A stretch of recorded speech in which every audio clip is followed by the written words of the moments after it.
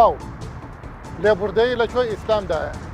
ئەگەر لە ناو ئیسلامدا لێبوردەیی هەیە ئەی بۆ ئەوانەی بە ناوی ئیسلامەوە کارەکەن تەنانەت خۆشیان قوبوڵ نییە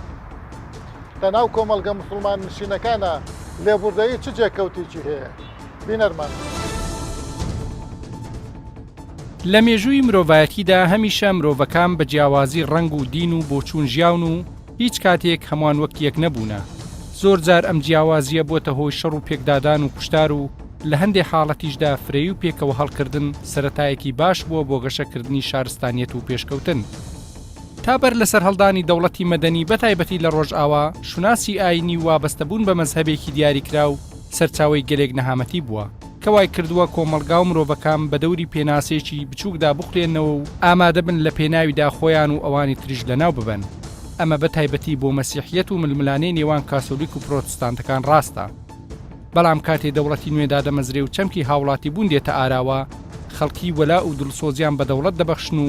لە بەرامبەر ئەمەشدا دەوڵەت دەبێتە ئەرکی سەرشانی بەبێ جیاوازی پارێزگاری لە هەڵگرانی ئاین و ئاینزا جیاوازەکان بکات و بەم جۆرە لێبوردەی ئاینی بچەسپێنێ لە مێژووی دوور و نزیکی ئیسلام یەکێک لەو گرفتانەی کە بەردەوام هەبووە تێڕوانین بۆ چەمکی لێبوردەیی واتە ئیسلام وەک ئاینی باڵادەست و ئاینی دەوڵەت و خلافەت چۆن سەیری ئەوانی تر دەکات لە غەیرە دین دەبینین زۆر جار ئاینەکانی تری بەتایبەتی ئەهلی کتابی وەکو مەسیحی و یەهودی توانی ویانە لە چوارچێوەی دەسەڵاتی ئیسلامیدا بمێننەوە بەڵام بە هەندێ مەرجی وەکو دانی جزیە و بەشداری نەکردن لە کاروباری سیاسیدا ئەمە ژوای کردووە کە ئەمانە وەکو هاوڵاتی پلە دوو سیر بکرێن ئەم کێشەیە هەر بەوەندە نەوەستاوە بەڵکو شۆڕ بۆتەوە بۆ ناو ململانەی مەزهەبی و ئەمە بە تونترین شێوە لە پەیوەندی نێوان شیعە و سونەدا ڕەنگی داوەتەوە کە نەک هەرنەیان توانی و یەکتر قبول بکەن و لێبوردە بن بەڵکو تا ڕادەی تەکفیر و یەکتر سڕینەوە ڕۆیشتووە پرسیار ئەوەیە ئایا دەقە ئاینیەکان هۆکارن بۆ ئەم یەکتر قبول نەکردنا یا ڕاوە و تەفسیری هەڵگرانی ئاین ئایا کۆمەلگا و ئەندامەکانی بەرپرسیارن یا سنوورداربوونی چوارچێوەی شەریعەت و ئاین دەپرسین ئایا ڕاستە ئیسلام نەکردنەی توانیوە بەرامبەر ئاینەکانی تر لێبوردە بێت بەڵکو لە نێوان مەزهبەکانی خودی ئیسلامیشدا پێکەوە هەڵکردن و یەکتر قبولکردن لە ئارادانیە بۆچی هەموو مەزهبە سەرەکیەکانی ئیسلام یەکتر بە گومڕاو لە دین دەرچوو دەبینن لە کاتێکدا لە یەک سەرچاوە هەڵدەقڵێن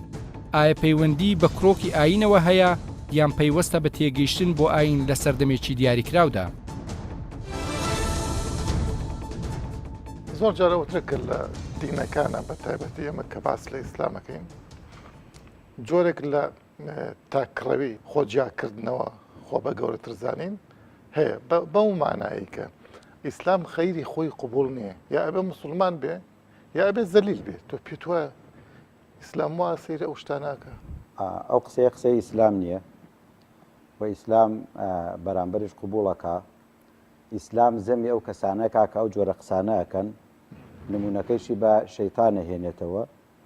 کە خوا لە قورئانە فەرمێت شەیتان وتی ئەنە خەیر منه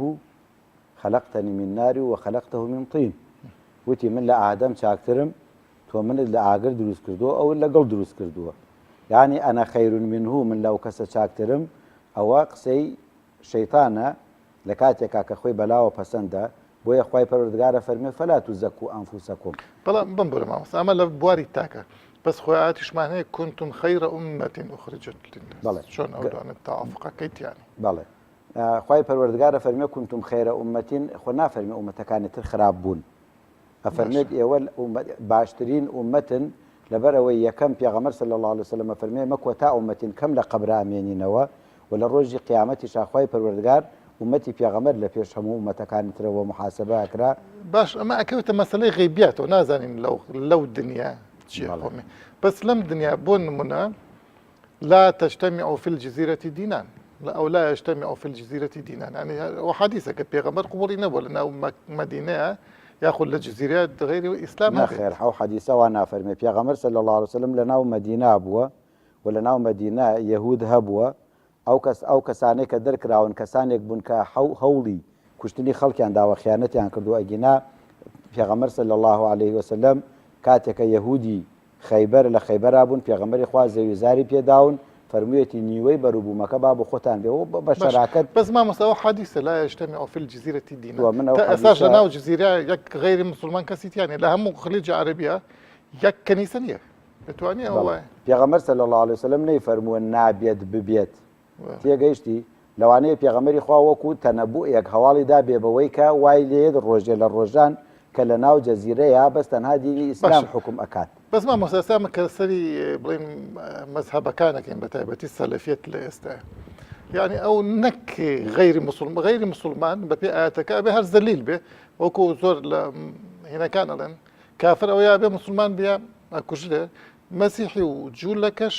ئەبێ ساغر بن بە معنای زەلیل بن لە ئێستاشە کابرای سەلەفی هەروە ئەڵێ خۆ دەتوانێت ئەمە وایە جەنابە جارێ سەرەتا سەلەفی مەزهەب نییە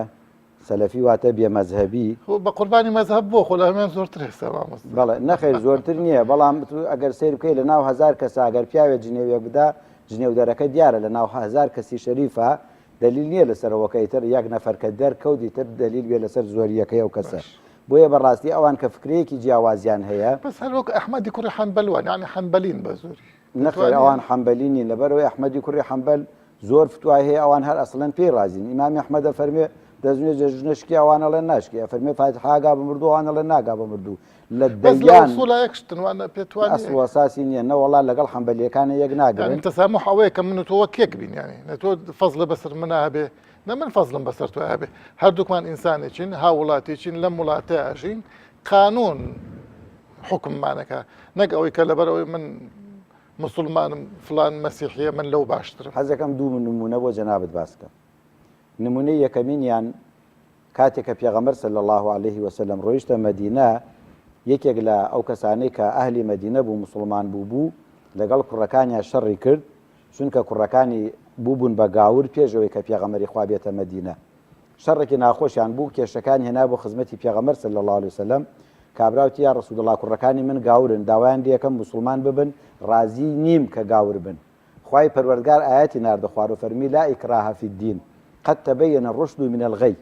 بۆیە خوای پەروەردگار فەرمی نابێ زۆریان لێ بکرێت ئەو کوڕانە بە زۆر کابرا چونکە بە قەنەعەتی وا بوو وتی ئەو مناڵانە پارچەیەکن لە من ئەکرێ من بڕۆم بۆ بەهەشت و مناڵەکانم بڕۆن بۆ جەهەنم خوای تەعالا فەرمیت نابێ زۆریان لێ بکەی ئەوانە بێ لەسەر دینی خۆیان بێننەوە ئەمە دلیلە لەسەرەوە کە خوای پەروەردگار ئاەتی ناردە خوارەوە سوکایەتی بە گاورەکان نەکرد فەرمی با لەسەر دینی خۆی بەڵام لەناو کۆمەڵگە مسلمان نشینەکانە پێتوانێت بۆ نمونە کاتێککە مسلمانەکان هاتوونەتە ئەم وڵاتانە زۆربەی زۆری مسلمان بوون مەسیحی بوون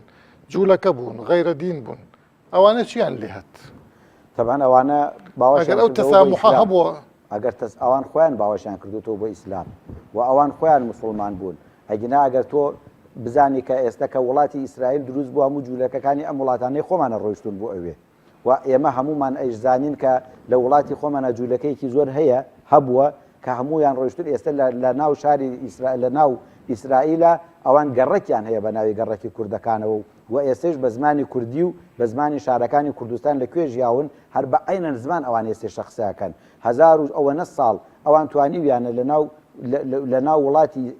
ئیسلامە جێگەی خۆیان بکەنەوە ئەوان دوێنێ ئیسرائیل تازە هەوڵی داوە ببێ بە دەوڵەت و دروست ببێ پێشتر لەکوێ بوو ئەگەر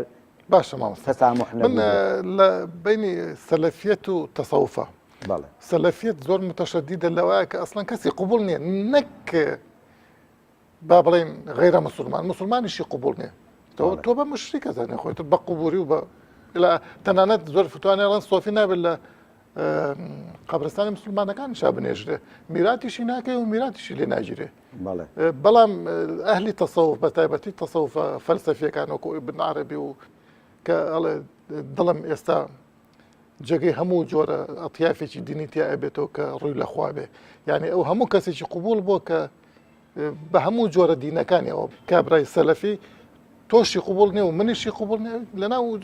چوارچێوەکە قبولی نیە تەسامحێک لێرە هەیە دین ئەوی فێر نەکردووە خۆی چوو هێناوێتی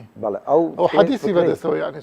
ئەجا خۆ منیش مسلمانم و ئەویش مسلمانە من بۆ من بە هەندێکشت هەیە پێم قبوڵە ئەو بۆ قبولی منیش ئەو پرسیارە ئەڵم تەسەوف زیاتر ئەوە قبوڵە بەڕاستی یعنی ئەوە دین نییە کە ئەوی فێر کردووە تەسەوف لە سەردەمی حەسەنی بەسری و ڕەزا و ڕەحمەتی خوای لێبێ کە کوڕی شیری پێغەمبەرە هەتاوەکو ئێستا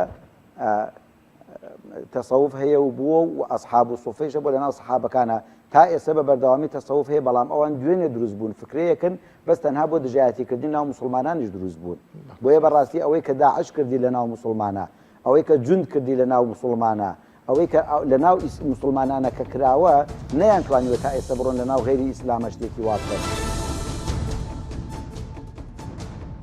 ئایا ڕاستە مەزهەبەکانی ئیسلام ئەندامەکانی خۆی لەسەر یەکتر قبول نەکردن و خۆ بە حەقزانین پەروەردە دەکات و بەردەوام وەک نەیار و دوژمن سەیری بەرامبەری خۆی دەکات؟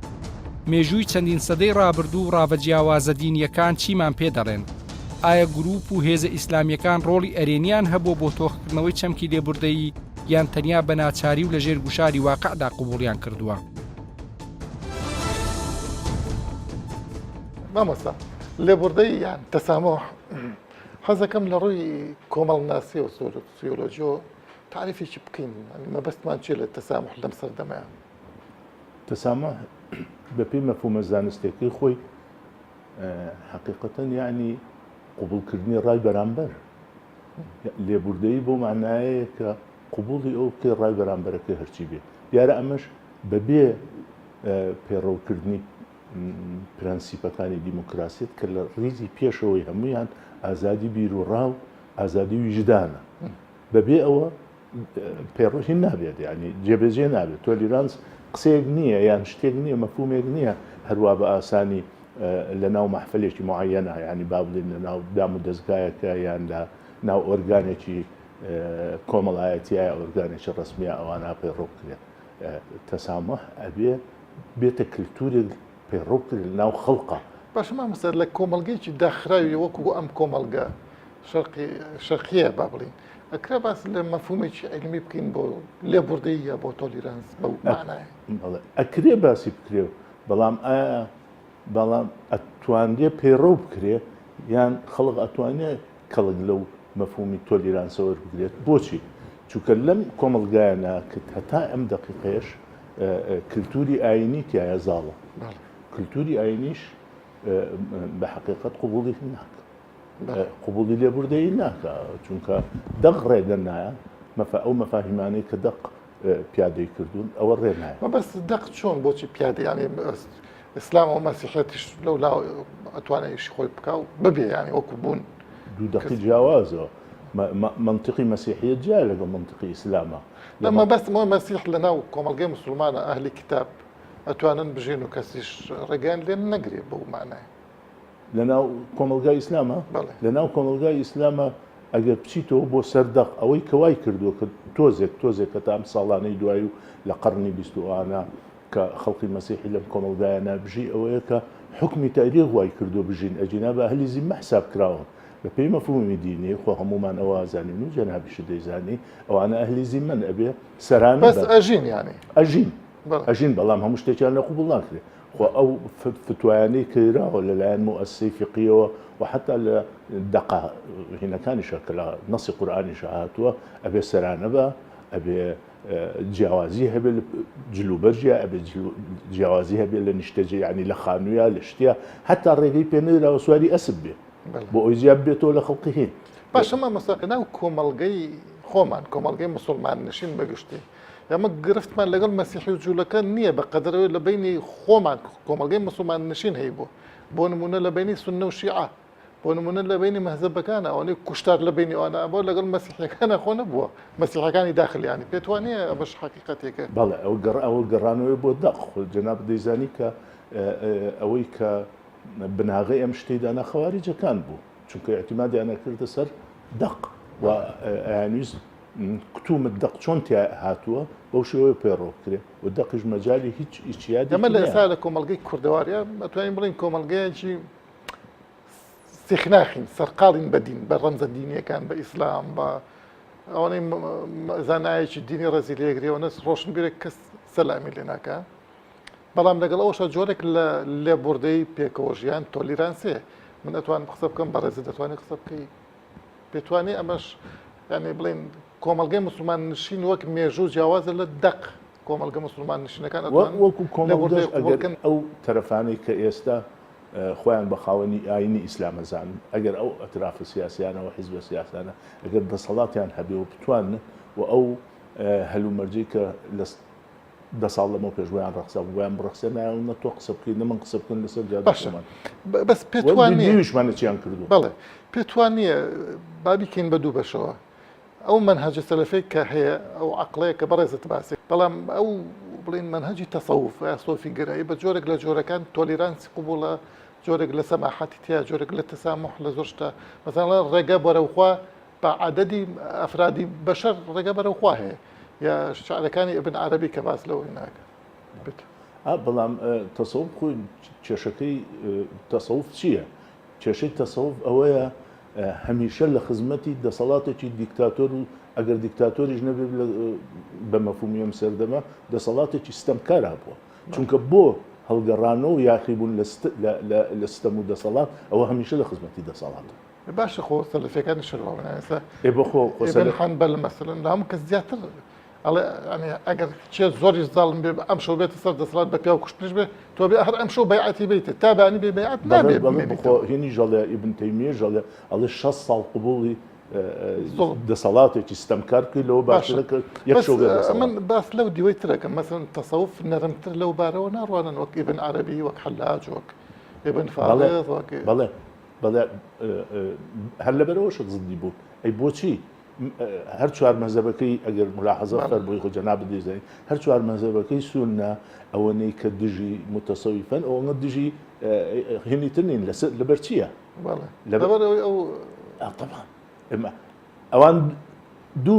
دووشت زۆر زدین یەک شیعە کە بە ئەوەیان نەزانن لە ڕێ دەرچویان نەزانن لە دین دەرچویان بەس فەلسەفە شەر بە کفرە زانن بەتەکید بەڵام ساحبی ئەم مەفاهیمانی چیە خۆ جەناب دەیزانی ئەو غەزالی لە ڕیزی پێشوەوە ڕاستە تۆ پێت وایە ئەمە لە ڕۆحی دەقەوە جارێکی تر دەرچوو ئەوانە بەم شێوەیە لەگەڵ کۆمەڵ بەتەکید کێشەی ئەو کێشەی کە ئەیبینین لە میتۆدی ئاینی ئیسلامیە ئەوەیە کە دەق نایەتەوە لەگەڵ سەیرورەتی تاریخەوە مێژوو شتێکە کە دەغە خوێنیتەوە شتێکی هەیە ئێستا ئەو مەسئلەیە وای کردووە کە نەتوانن یعنی مجتەهیدەکانی ئیسلامی یا مؤسسەی فقهی هاتووە بەپێی هەلومەرجێک کە خۆی پێویستێتی بەڵام سەیری شافعیکە شافعی مەبدەی قیاسی هێنەوە خراپترین شتە ئەگەر مقارنەی بکەی بە مەبدەەکەی ئیبن حەنیفە کە المەخارج من المەزایق زۆر فەرقی هەیە بەڵام ئەمیت قیاسی مەبدەی قیاسی بۆ هێناوی دیاردەیەکی ئەم سەردەمە پێواناکە بە دیاردەیەکە 1400 ساڵەوە پێشەوە ئەمە خەتەرێکی زۆر گەورەیە و هەر لەسەرەوە بنامایەشە ئێستا داعش و هاوشێوەکانی کە ئیشی لەسەر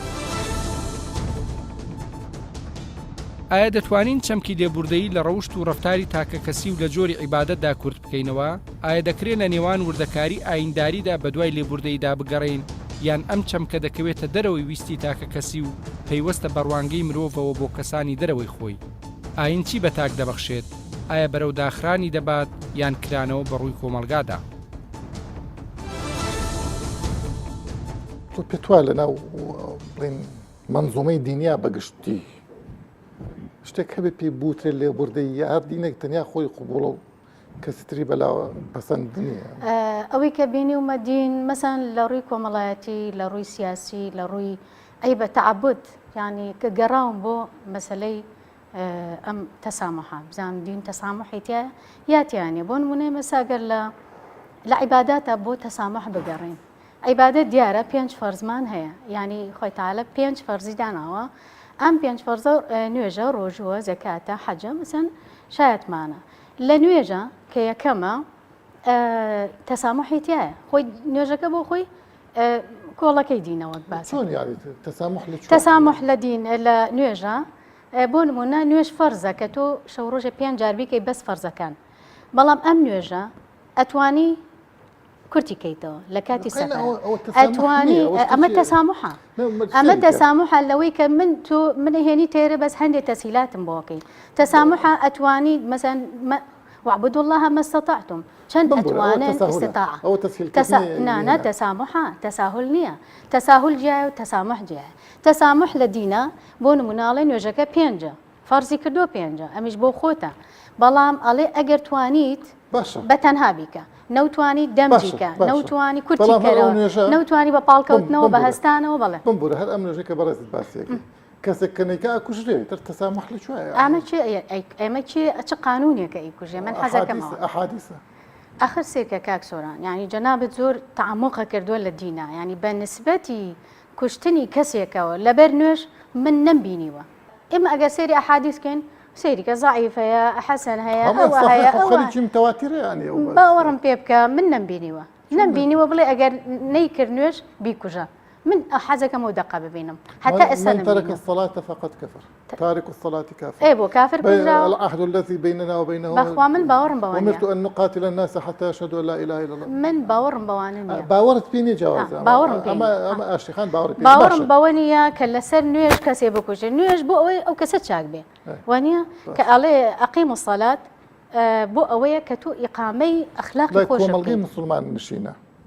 ئێمە با بڵێن ئەم کۆمەلگانە تا چەند ئەتوانن یەکتری قوبوڵکن بۆ نمونە ئێمە تەنانەت ئەوەشی ئەوسونە بە درێژایی مێشوو زانیمانە هەرەکان بە دەقی دینی ئەوی تر تەکفیرەکە و ئەشی کوژیانی لاوانێ بە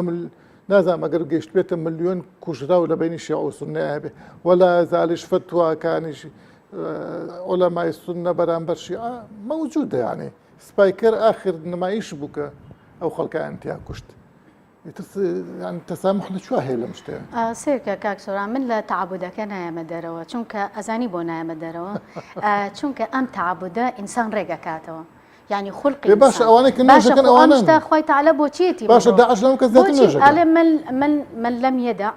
قول الزور والعمل به فليس لله حاجة في أن يدع طعامه وشرابه أقل هركس وازل قصي درونا هنا وازل فتنة شيتي دولار جماور وجنابشتان ناهنه دئتر خواه نبيوسي ببرسيتي خلقه ونبيوسي بوي خلق خويتينوكا كباشك أجر تو روجود جر أبي وازلو قولانه بيني أجر نوجد كر مثلا خرافة كارية إن الصلاة تنهى عن الفحشاء والمنكر مثلا كسك وقف عيد حوا كيشك العلماء جورا كان بالنص مثلا لكتابي جند الله الله حرتشي غير إسلامية أبي بكجري أجاو أويله باور كاك سوران من جشت من بيموتي لمنطلق فكري خو موقساكم وأم صانع إسلاي جنابتكم من سباستكم لو أنا همو إنسانة مخزونة كيف فكرية أكلي لكشي بدز مفكرة كانوا أتوان بي كانوا جنابة فكري من كيتو اللي من وكو آشتي أوني لدين تيجيشتمم دين ندوج مني هيا وانا كسيش بدوج من زانه باش التصور كي كسيك يعني دينك هنا وما أرسلناك إلى رحمة للعالمين هنا بيتبور رحمة بو عالمين أتشيش مشيريات عالمين بكجة يا أبي إصلاحي عالمين كا يا أبي أم سرزوية أودان كاتوبهم بويجي همو إنساني تابعتهم من لقل أمانة ناتوام يك بقرمه لقل أم شتا متناقضة هرشي يك زانيم ليه تناقم لقيامة لخوا برسم أما بوشي وادانا للدنيا كزني جوابي باتوا آخر من نجيش من نتيجيك من بس لدين أكم دين بلين لم كومل جاناك أما همعنا بلين لكومل شرقي كنا ككومل جيم مسلمان نشينا بوشي نتوان راو أو تسامحها بوكلة أوروبا بون مثلا تصور كم كاك سوران يعني من أوني توز زانياريم هبه سبارت بديني أيني مسيحي وأيني جولكا وأيني إسلام يعني عقوبات إسكا جناب طلبوا تسامحني عقوبات مثلا لا يجوا لك كشتن بكشتنا لا مسيحي تولا كردنوا ها دي لا إسلام عفو شي تا أوروبا لنا مسيحية أبو بيوتر سردم تاريخ كان أوروبا كانت المسيحية درجة لبيش مسيحية سردم أرسطو أفلاطون وسقراط لدواي مسيحية سردم ديكارت وهيجلو كانتو إلى آخره لو بين لنا مسيحية سردم تاريخي كان شلون أما خطأ الدين يعني كانت الدين شيء خطأ هالجراني دينا جا الدين هالجراني دين خطأ إنسانة كاكسوران خطأ أويك إنسانة كا دين أكاب دسجيرك بوخوي أكاب دسبيتشكك بوخوي جاني خوي بيخوش كانت الدين خرابة لو كان دبر أوي خلق هالجري دين أجل لقل دينا راسكا وأجل برا روحي دين بخوينته تسامحوا أو آكار جوانانا أو قيم جوانانينا وآين جبجيكا آخر خوي اشتكى بالعلم مهم نية كتو زانستيك هبي زانياريك هبي هموي على قرآن ملبر ده حجم كردو أو أنا روجو أو أنا ببرسيتي خوي هلاتو بلام لقل من على كي خوي باجنيا بلام لقل دراوسكي باجنيا لقل هاورجي خوي دروي لقل لك بختاني بيواكا لبر أوك هالجري دينك خوي تنها يعني شتريك دروسك أبو خوي شتر دروسك أبو خوي حاليكي معنەوی بۆ خۆی دروستەکە بە ناوی دینەوە بۆی خەڵک ینی ڕێزی زۆر لێ بگرن بڵێن کەسێکی زۆر مهمە ئەوە ئیژینا باوەڕکە ئەوەی بێوێ دینێکی ڕاستەقینە بکات تەمسیل نەکا لە دنیاە ئەبێ ئەم دیندارە وەک ئەو گڵۆپان وەک ئەو لایتەوە بێ بۆ ئێمەیاندانەوە. لە قاڵبدانی مرۆڤ لە چوارچێوەی ئاین و ئایدۆلۆژیاکاندا هەمیشە کۆمەلگایەکی توندوتیژ و ناساغلەمی دێبەرهەم دێت کەوا دەکات هەر کەس لە شوێنی خۆیەوە خۆ بە حەق بزانێ و وابزانێ ئەو خاوەنی ڕاستی ڕەهایە ڕەنگە ڕێگەی دەرچوون دەوڵەتێکی مەدەنی بێت کە بە یەک دووری سەیری هەموو ئاین و ئاینزاکان دەکات.